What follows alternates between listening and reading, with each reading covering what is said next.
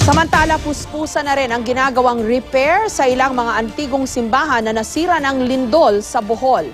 Target daw maihabol ang muling pagbubukas ng mga simbahan sa darating na Easter Sunday. May report si John Consulta. Nang tumama ang magnitude 7.2 na lindol sa probinsya ng Bohol,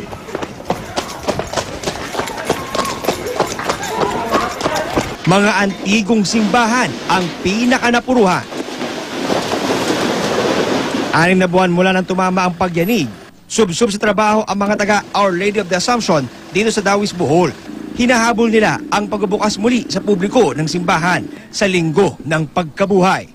Kaya naman, sa kabila ng kanyang edad at pangangatawan, nagbubuhat pa at nagtutulak ng kariton na may coral stone ang 62 taong gulang na si Felicissimo para sa tinatapos na reconstruction dito.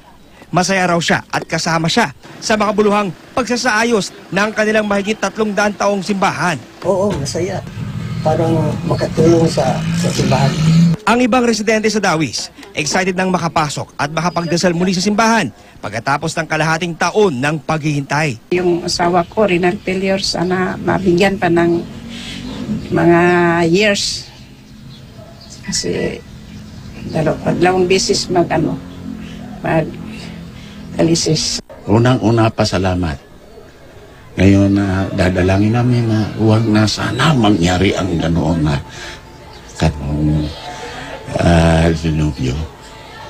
Kaya yun ang idadalangin namin. Sa kabuuan, 32 simbahan sa Bohol ang napinsala ng lindol, kasama ang Parokya de la Santa Cruz sa Maribohok at ang Our Lady of the Immaculate Conception ng Baclayon, na paborito raw bisitahin tuwing bisita iglesia.